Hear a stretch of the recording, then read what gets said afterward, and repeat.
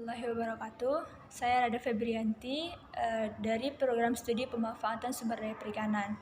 Baiklah, hari ini saya akan melaksanakan ujian dari mata kuliah konservasi sumber daya perikanan dan kelautan. Oke, langsung saja. Pada soal yang pertama adalah mengapa kita penting dalam memperhatikan faktor ekonomi dan sosial dalam konservasi penyu. Jadi, karena dalam melaksanakan konservasi penyu itu sendiri, kita membutuhkan partisipasi dari masyarakat. Nah, jika masyarakat itu sendiri tidak paham dalam mengkonservasi penyu, otomatis kegiatan yang akan kita lakukan itu tidak berhasil. Dan juga dari masyarakat Indonesia ini sendiri masih banyak yang mengonsumsi daging penyu dan ataupun telur penyu. Maka dari itu, jika hal itu terusan terjadi, maka akan dapat menurunkan populasi dari penyu itu sendiri. Maka dari itu, kita harus melakukan konservasi penyu. Kemudian soal yang kedua, bagaimana cara dari pihak IUCN menentukan status konservasi suatu organisme. Dalam keorganisasian IUCN itu sendiri, dia terdapat beberapa kelompok ilmuwan yang bertugas dalam mengamati informasi dari satwa ataupun tumbuhan. Kelompok tersebut terbagi berdasarkan taksa satwa atau tumbuhan, misalnya ada kelompok amfibi, burung, atau mamalia, dengan data yang valid dan sudah terpublikasi. Kelompok ini mengambil keputusan untuk menentukan status konservasi suatu satwa atau tumbuhan. Apakah ada kajian pada penelitian sebelumnya? Ada. Kajian tersebut nantinya kajian yang sudah dikaji tersebut akan diletakkan pada daftar IUCN. Apakah dari yang diteliti masuk ke dalam daftar endangered atau tidak? Kemudian soal yang nomor 3. Apa yang dimaksud dengan status konservasi not evaluate dan last concern?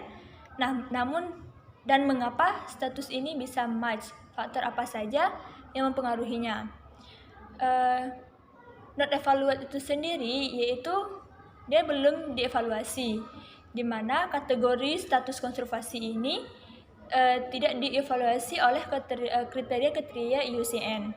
Sedangkan last concern ini kategori dari IUCN untuk spesies yang telah dievaluasi, namun tidak masuk dalam kategori manapun.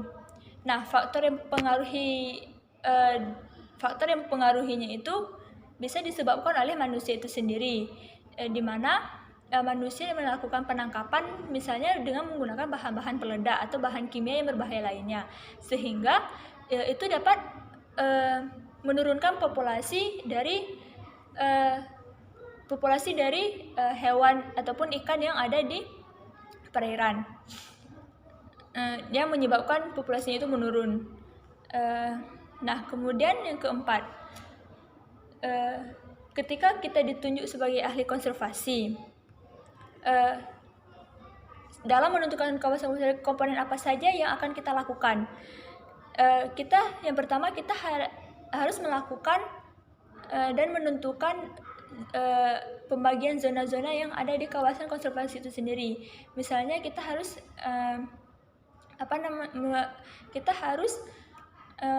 melihat zona inti, melihat zona rehabilitasinya, melihat zona keberlanjutannya, dan zona lainnya.